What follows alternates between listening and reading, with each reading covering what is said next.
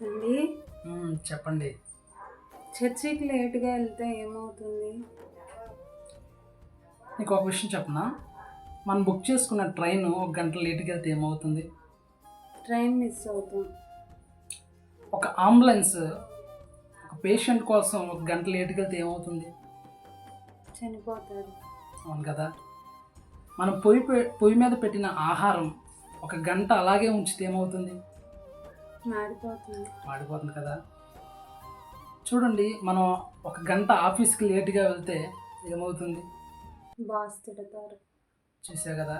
అంటే ఈ భూమి మీద ఒక గంట ఏ పనికి లేట్‌గా వెళ్ళినా ఎన్నో ప్రమాదాలు జరుగుతూ ఉన్నాయి. ఎన్నో సమస్యలు ఎదుర్కొంటా ఉన్నాం. కానీ మరి దేవుని విషయంలో కూడా మనం అంత అశ్రద్ధగా ఉంటే మనం దేవునితో ఉన్న యొక్క కనెక్షన్ విడిపోదంటారా? దేవుని వాక్యాన్ని మనం వినకుండా అపవాది మనల్ని దేవునికి దూరం చేస్తూ ఉన్నాడు. కొన్నిసార్లు దేవునితో ఉన్న యొక్క కనెక్షన్ని అపవాది మనల్ని దేవునికి దూరం చేయాలని చూస్తూ ఉన్నాడు. అందుకని మనం దేవుని విషయంలో నిర్లక్ష్యంగా కాకుండా దేవుని విషయంలో ఆసక్తి కలిగి దేవుని మీద ప్రేమ కలిగి ఆయన సన్నిధికి వస్తే దేవుడు మనల్ని ఆశీర్వదించుతాడు. God bless you. Praise the lord.